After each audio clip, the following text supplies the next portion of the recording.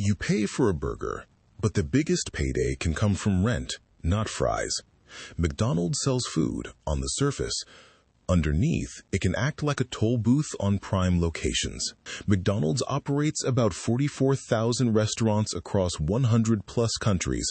At 44,000 locations, a small fee repeated store after store can add up to billions. Franchising is when an independent owner runs a store and pays the brand ongoing fees, like renting a famous name.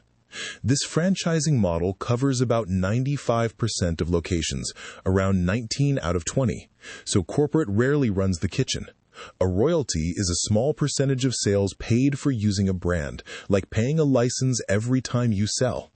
McDonald's earns that royalty from franchised restaurants, so higher sales can lift corporate income. Rent is a payment for using land and a building, like paying monthly to live in an apartment. Put rent next to royalties, and you get a company that can profit without operating most stores. Most people assume the profit lives inside the sandwich. Buy cheap ingredients, sell at a markup. McDonald's also profits by controlling who gets to use the brand and the property. System-wide sales are all customer spending across every restaurant, like adding up every register in the system. System-wide sales show the scale of the brand even when McDonald's doesn't own the store. In Q3 2025, system-wide sales topped $36 billion, one quarter of customer spending across the whole network. Revenue was around $6.7 billion, so customer spending was roughly 5 times bigger than corporate revenue. Most of that spending lands with franchisees first, because they run almost all the restaurants. Corporate then collects a contracted slice through royalties and rent tied to sales. Economic rent is extra money earned from controlling something scarce, like the only coffee shop inside a train station. That economic rent is what a perfect corner lot can generate year after year. McDonald's site teams study traffic patterns and neighborhoods to pick locations with long-term sales potential. When a spot stays busy, franchisees accept higher fees because the store still works. Many franchise agreements run around 20 years, about 2 decades of commitment. That long term turns a single restaurant into a long stream of scheduled payments. Switching costs are the pain and expense of changing systems, like paying a big fee to break a phone contract. Those switching costs make it hard to leave, even if another brand offers better terms. Even when a franchisee runs the counter, property control gives McDonald's leverage.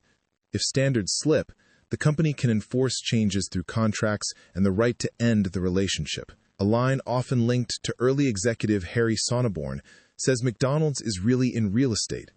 The exact wording gets debated, but the model still points in that direction. So let's build the money map one piece at a time. We'll compare company-run stores to franchise stores, then zoom in on rent, royalties, and property. 2 restaurant types sit behind the same menu board. Each type sends money upward in a totally different way. In a company-operated restaurant, McDonald's keeps every dollar customers spend. It also pays every major bill, from ingredients to crew wages. The margin is the share of a dollar left after costs, like the slice you keep after paying the bill. That margin tells you whether the business is heavy lifting or easy collecting. In 2024, company-operated restaurants had about $9.8 billion in sales and about $8.33 billion in costs.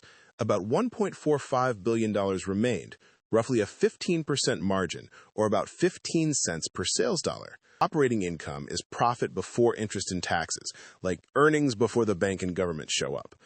Operating income is the scoreboard where McDonald's fee model really shines. In 2024, franchise fees were about $15.7 billion, and direct costs tied to that stream were about $2.5 billion.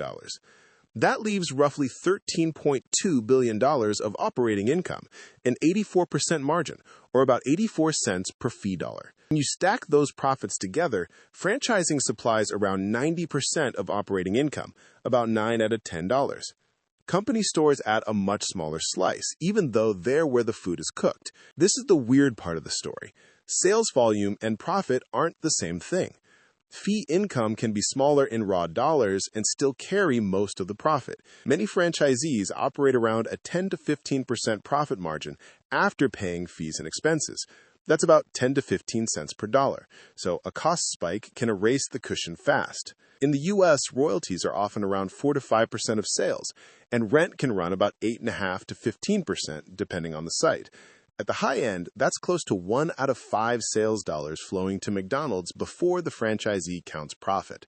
A typical U.S. McDonald's is often described as doing around $3 to $5 million in annual sales. With that kind of volume, even a thin profit margin can still mean serious owner income. The initial franchise fee in the U.S. is around $45,000, a 5-digit entry ticket. It's small compared with the total investment, but it screens for committed operators. McDonald's also expects about $500,000 in unborrowed funds and startup costs that can reach $1 to $2 million or more. With that much capital at risk, franchisees need strong, steady sales to make the math work. McDonald's says about 95% of U.S. locations have a drive-through lane. Again, around 19 out of 20 stores. Drive-through pushes volume, and volume is what keeps rent and royalties affordable.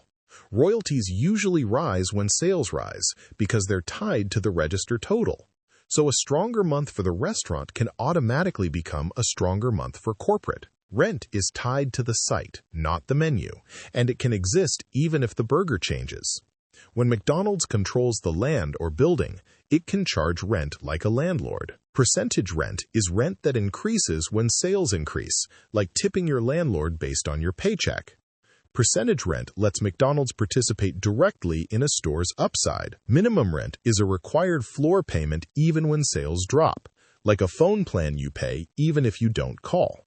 Minimum rent helps keep some cash coming in during weak periods. A lease is a contract to use a property for payment, like renting an apartment with written rules. That lease can give McDonald's long control over the site and who operates there. A triple net lease makes the tenant pay taxes, insurance, and maintenance, like renting a house and covering every repair. With a triple net lease, franchisees often carry many property costs themselves. That shifts messy upkeep away from corporate and toward the operator.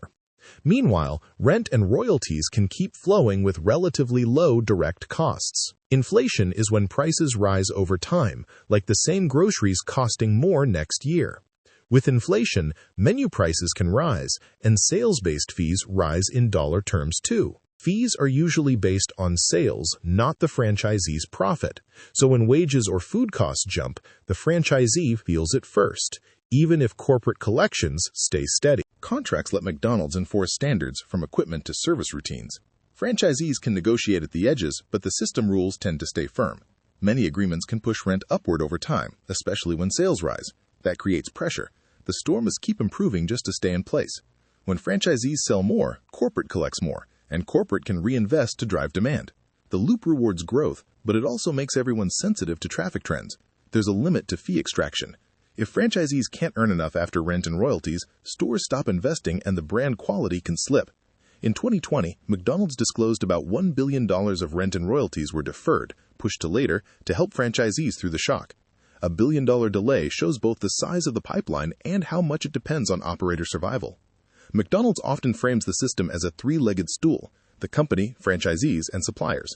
When one leg weakens, the whole business model gets unstable. McDonald's filings indicate it owns the land under about 56% of its restaurants and owns about 80% of the buildings. That's more than half the ground and about 4 out of 5 structures, so rent becomes a core product. McDonald's reports roughly $40 billion of land and buildings on its balance sheet. Owning tens of billions in property turns the business into more than food. It becomes a location holder. Some estimates put real estate at about 60 to 80% of McDonald's total assets, roughly 6 to 8 blocks out of 10. When most assets are property, real estate strategy can steer the whole company. A master lease is when a company rents a property and then rents it out again, like subletting an apartment. With a master lease, McDonald's can pay one landlord and charge the franchisee more. That gap between what it pays and what it collects creates a built-in spread. The spread adds profit even before a single burger is sold. Collateral is an asset a lender can take if you don't repay, like pledging your house for a loan. That collateral makes owned real estate valuable for financing and stability. Stable fee income can support long-term investment in remodels and technology. It also helps the company keep buying or securing locations that stay valuable. During the 2008-2009 recession, McDonald's reportedly leaned in to buy more land and buildings while prices were down.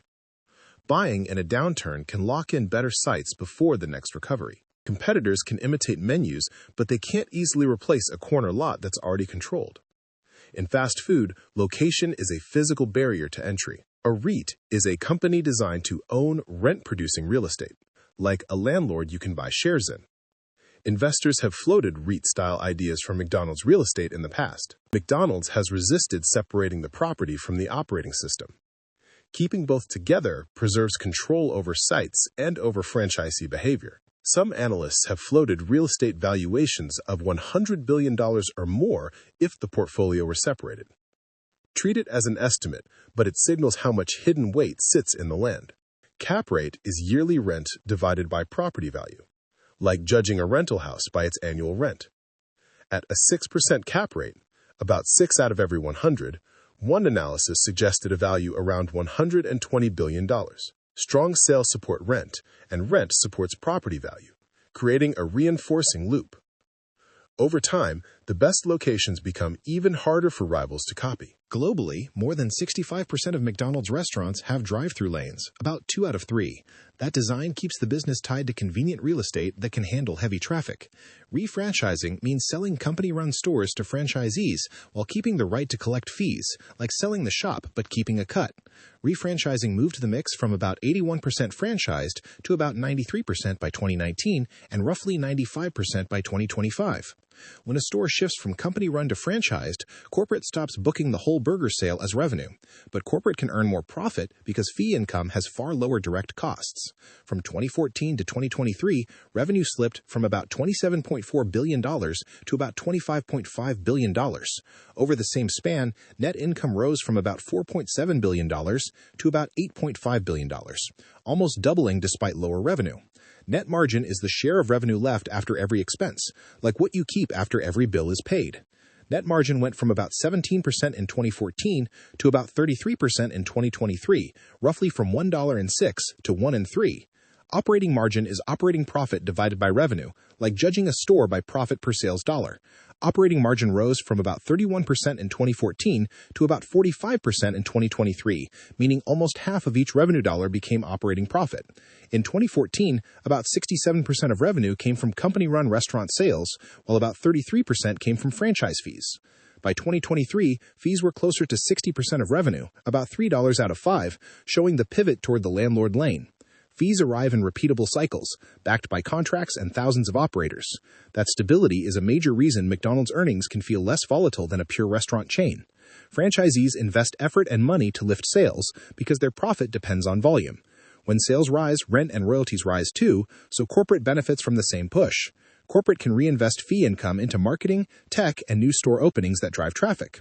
The system is designed so growth at the store level feeds the center. Bargaining power is the ability to negotiate better deals because you're so important, like a huge buyer getting discounts. That bargaining power helps push supplier costs down across thousands of restaurants. Lower input costs can help franchisees stay profitable while paying heavy rent and royalties. Keeping franchisees healthy keeps the fee engine alive. Now we can explain the profit concentration without mystery. Most big operating costs sit with franchisees, while corporate keeps the cleaner, higher margin streams. Gross margin is money left after direct costs, like keeping change after paying for ingredients. Gross margin is why collecting fees can look wildly efficient. In 2024, McDonald's franchised segment had about an 84% gross margin. That's about 84 cents left from each fee dollar because direct costs were relatively small. Company-operated restaurants were closer to a 15% profit margin in 2024. So the store running lane keeps about 15 cents per dollar, while the fee lane keeps far more. The gap comes from who pays for the messy parts of a restaurant. Franchisees carry labor, food, and local risk, while corporate mostly collects rent and royalties. Because many fees track sales, corporate income can stay steadier even when costs swing. Franchisee profit can wobble, but corporate collections can keep time.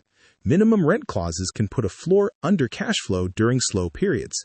That floor reduces downside for corporate even when a store has a rough quarter. Still, the model can't ignore franchisee economics.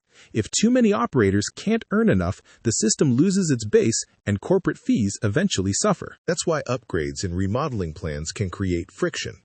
Corporate wants higher sales to lift fees, while franchisees watch whether higher sales translate into profit after costs.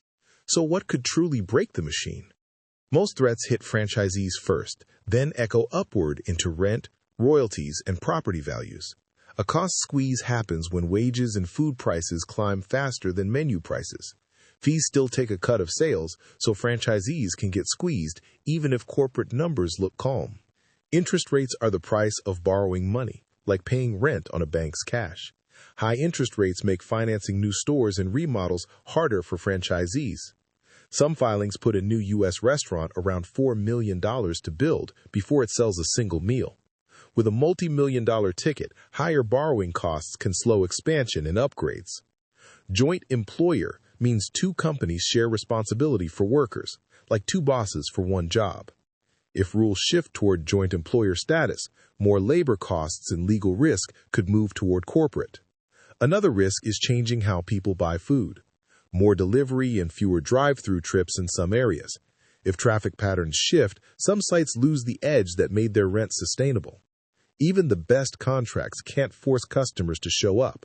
If sales fall for long stretches, high rent becomes heavy, and empty properties become the worst-case outcome. Here's the full picture. A small share of stores are company-run, but most profit comes from collecting rent and royalties from franchisees. In this model, the toll booth is the location and the contract, and about 95% of stores drive through it.